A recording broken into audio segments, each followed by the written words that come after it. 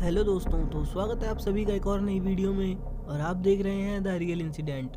और दोस्तों, मैं आपका होस्ट राजू। तो वीडियो में आगे बढ़ने से पहले अगर आप नए हैं तो हमारे चैनल को ज़रूर सब्सक्राइब करिए और बेल आइकन को प्रेस करिए ऐसी ही रियल इंसिडेंट वीडियो देखने के लिए। दोस्तों, गलतियां अक्सर इंसान से ही होती है और उसका खामियाजा उन्हीं को भुगतना पड़ता है। कभी कभी इंसान जिज्ञासा बस किसी चीज़ को जानने के लिए जानबूझकर गलतियां कर बैठता है और बाद में उसे बहुत पछताना पड़ता है। इसी तरह की एक अजीबोगरीब डरावनी घटना यूपी से आई है, जिसके बारे में मैं आज आपको बताने जा रहा हूँ। यूपी के रहने वाले अभिनव बताते हैं कि उनके परिवार में जो घटना घटी वो बहुत ही चौंकाने वाली थी और बेहद खौफनाक थी। ये बात करीबन आज से 2 साल पहले की है, जब हमारी उम्र 20 साल थी। मेरे परिवार में मेरे माता पिता, मेरा एक भाई और मेरी एक बहन थी और हम लोग अपने परिवार में खुशी खुशी अपना जीवन व्यतीत कर रहे थे। पर अचानक जो हमारे परिवार पर विपत्ति आई, उसका दोष मैं किसी और पर गिरा नहीं सकता। मैं जानता हूँ मेरी ही गलती के कारण मेरा पूरा परिवार बिखर गया। पिछले कुछ दिनों से हमारे घर में थोड़ी समस्या चल रही थी।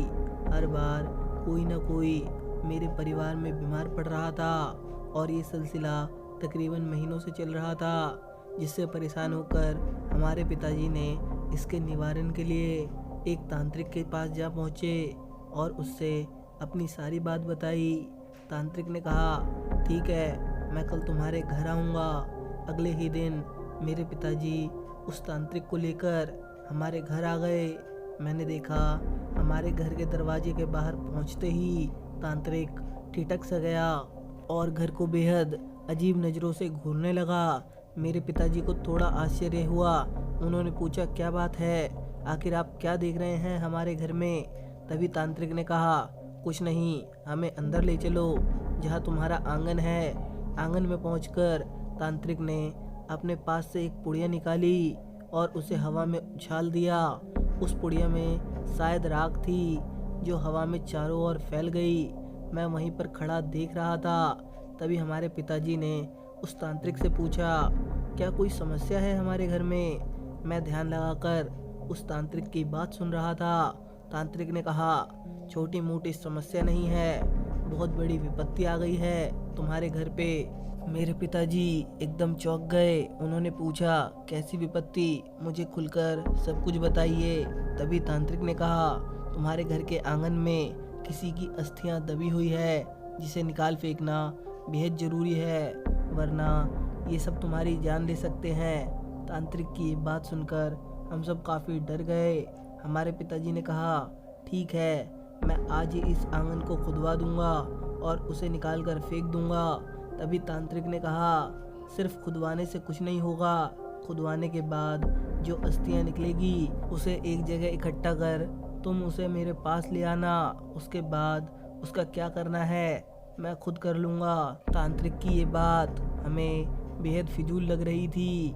मैं सोच रहा था, यहाँ अस्थियां कैसे मिल सकती है हमारे आंगन में? यहाँ थोड़े ही किसी की लाश दफन की गई है। अगले ही दिन तांत्रिक के कहे अनुसार हमारे पिताजी ने आंगन खुदवाने के लिए कुछ मजदूरों को बुलाया। दोपहर के 1 बज रहे थे। मजदूर लगातार उस आंगन को खोदे जा रहे थे। तकरीबन 10 फीट तक खुदाई हो चुकी थी, पर अभी तक कुछ भी नहीं मिला था। अब हमारे पिताजी को भी लगने लगा कि ये सब झूठ है, शायद हमें यहाँ काम बंद करवा देना चाहिए। जैसे ही पिताजी ये काम रोकने के लिए मजदूर की तरफ बढ़ रहे थे, अचानक एक मजदूर की फावड़ा टूटने की आवाज़ आई। हम सभी चौंक गए। हमने पूछा कि क्या हुआ? तो मजदूर ने कहा, हम तो लगातार खोदे जा रहे थे, पर अचानक हमारे फावड़े कैसे टूट गए हमें पता ही नहीं चला। तभी हमारे पिताजी ने कहा, ठीक है, ऐसा करो, अभी तुम लोग चले जाओ, कल सुबह आकर इस आंगन को भर देना। मजदूर ने कहा, ठीक है, और वो लोग चले गए। हमारे पिताजी ने हम लोगों से कहा, इस मिट्टी में तुम ढूंढो कि कहीं कुछ अस्थियां तो नहीं मिलती है। और हम सभी उस मिट्टी को बारी बारी से इधर उधर बिखेरने लगे। मैंने देखा कुछ ही देर बाद मेरे पिताजी को किसी के हाथ के एक पंजे की पूरी अस्थियां मिली। ये देखकर हम लोग काफ़ी डर गए। हम लोगों को लगा कि तांत्रिक ने ठीक ही कहा था, पर ये अस्थियां आई कहाँ से? ये कब से हमारे आंगन के अंदर दफन है? मैं काफ़ी उधेड़-बुन में था। मुझे लग रहा था कि अस्थियां किसकी है, उसके बारे में मुझे अच्छी तरह से जानना था। इसलिए मैंने जब रात को देखा कि सभी लोग सो गए हैं, तो मैं एक कपड़े में रखी हुई उस पंजे को अपने हाथ में लेकर देखने लगा। मैं शब्दों में बयां नहीं कर सकता था। जैसे ही मैंने उस पंजे को हाथ में लिया, मेरे शरीर में एक बिजली सी कौंध गई। मेरे चेहरे के रोम रोम खड़े हो गए। फिर भी मैं जिज्ञासा बस एक बहुत बड़ी गलती कर दिया। मैंने उस पंजे की एक उंगली को तोड़कर अपने पास रख लिया। सुबह हुई तो मेरे पिताजी ने उस कपड़े में लिपट कर रखी हुई उस पंजे को उस तांत्रिक के पास ले गए। तांत्रिक ने उस पंजे को हाथ में लिया और पिताजी से कहा, समय रहते तुम लोग चेत गए और तुम्हें ये अस्थियां मिल गई। तुम्हें पता भी है कि ये अस्थियां किसकी है? मेरे पिताजी ने कहा, मुझे क्या पता, जब से मैं यहाँ रहने आया हूँ आज तक मुझे ऐसा कुछ भी नहीं दिखा। तभी तांत्रिक ने कहा, मैं बताता हूँ, तुम जब यहाँ रहने आए थे तो तुमसे पहले भी यहाँ कोई रहता था। तुमसे पहले तुम्हारे उस ज़मीन पर किसी औरत का वास होता था। वो औरत कोई साधारण औरत नहीं थी, वो एक डायन थी। हो सकता है किसी गांव वालों ने उसे मारकर वहीं दफन कर दिया हो। ज़मीन के अंदर दबी हुई अस्थियां एक जगह पर टिकी हुई नहीं रहती, वो इधर उधर होती रहती है। वो कई कोस दूर जा सकती है और कहीं से भी आ सकती है। ये जो अस्थियां होती है वो एक आत्मा की तरह इधर उधर ज़मीन के अंदर भटकती रहती है। वो भी एक शरीर ढूंढती है। वो जिस घर के अंदर काफ़ी दिनों तक रह जाती है उस घर को अंदर से खोखला कर देती है। चलो फिर भी कोई बात नहीं, अब तुम्हें कोई समस्या नहीं होगी। मैं इस अस्थि को गंगा में प्रवाहित कर दिया, अब तुम घर जा सकते हो। पर मैं उस उंगली के बारे में अपने पिताजी को कुछ भी नहीं बताया था। वो उंगली अब भी मेरे पास ही थी। अगले दिन उसी रात तकरीबन 11 बज रहे थे। रात काफ़ी हो चुकी थी।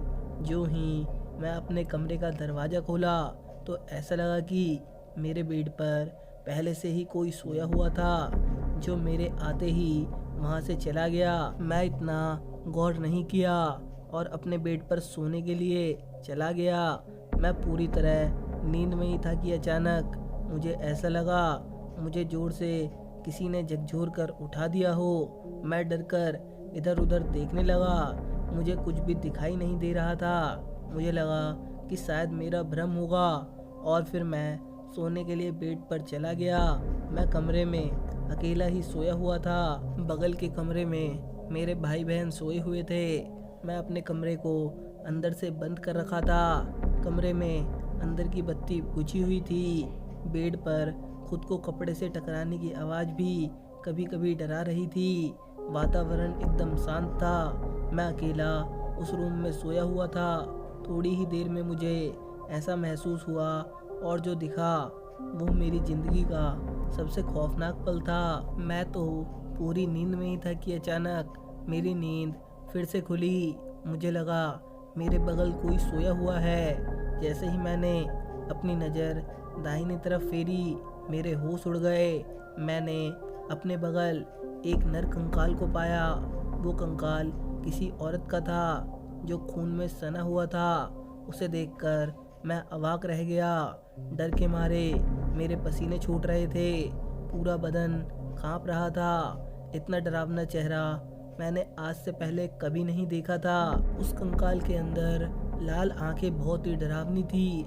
चेहरा तो था ही नहीं, पूरा कंकाल था मेरे बगल में सोया हुआ।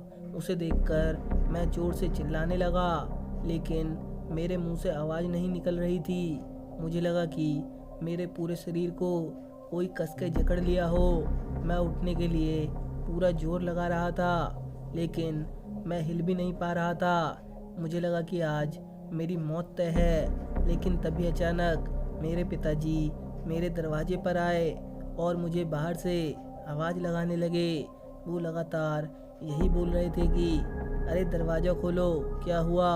मुझे अंदर से आवाज़ आ रही है, अंदर क्या हो रहा है, दरवाज़ा खोलो। मैं अंदर तड़प रहा था, अपना पैर जोर से बेड पर पटक रहा था, फिर भी मैं उसके चंगुल से छूट नहीं पा रहा था। दरवाज़ा तो मैं अंदर से ही बंद कर दिया था, जिसके कारण मेरे पिताजी बाहर से दरवाज़ा खोलने को बोले जा रहे थे।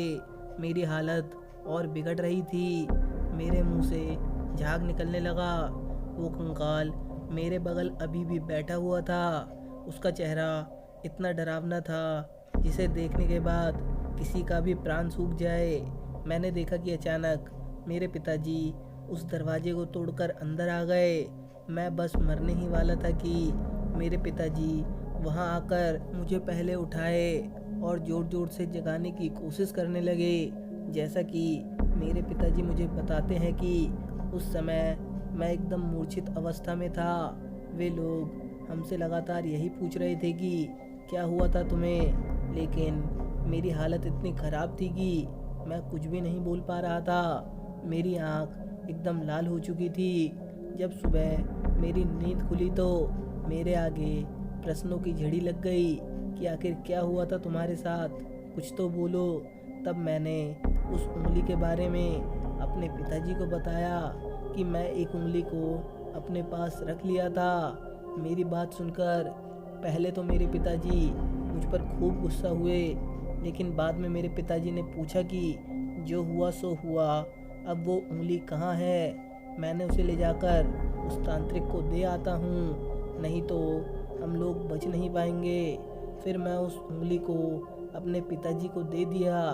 पिताजी उस उंगली को लेकर तुरंत उस तांत्रिक के पास चले गए। पिताजी के जाने के 1 घंटे बाद हमें फ़ोन आया कि उनका एक्सीडेंट हो गया है। हम लोग तुरंत वहाँ गए जहाँ उनका एक्सीडेंट हुआ था। जैसे ही हम लोग वहाँ पहुँचे, उनकी मौत हो चुकी थी। उनकी लाश वहीं पड़ी थी सड़क पर। बाद में हम लोग किसी तरह उनका दाह संस्कार किया, पर यह घटना हम सभी को अंदर से तोड़ दिया था। मैं खुद को कोसे जा रहा था कि अगर मैं उस उंगली को अपने पास नहीं रखता तो आज मेरे पिताजी मेरे साथ होते। मैं अपने पिताजी की मृत्यु के पश्चात काफ़ी दिनों तक उस तांत्रिक का पता लगाना चाहा, लेकिन आज तक मुझे उसका पता नहीं चला कि उस तांत्रिक का क्या हुआ। थोड़ी सी गलती आपको भूत और डैन के मामले में काफ़ी नुकसान पहुंचा सकती है। तो दोस्तों, आपको इस सच्ची घटना कैसी लगी मुझे कमेंट करके ज़रूर बताइए, और वीडियो अच्छी लगी हो तो वीडियो को लाइक करिए और अपने दोस्तों के साथ शेयर करिए। और ऐसी ही रियल इंसिडेंट वीडियो देखने के लिए चैनल को ज़रूर सब्सक्राइब करिए। मैं मिलता हूँ आपको इसकी नेक्स्ट वीडियो में, तब तक के लिए गुड बाय, टेक केयर।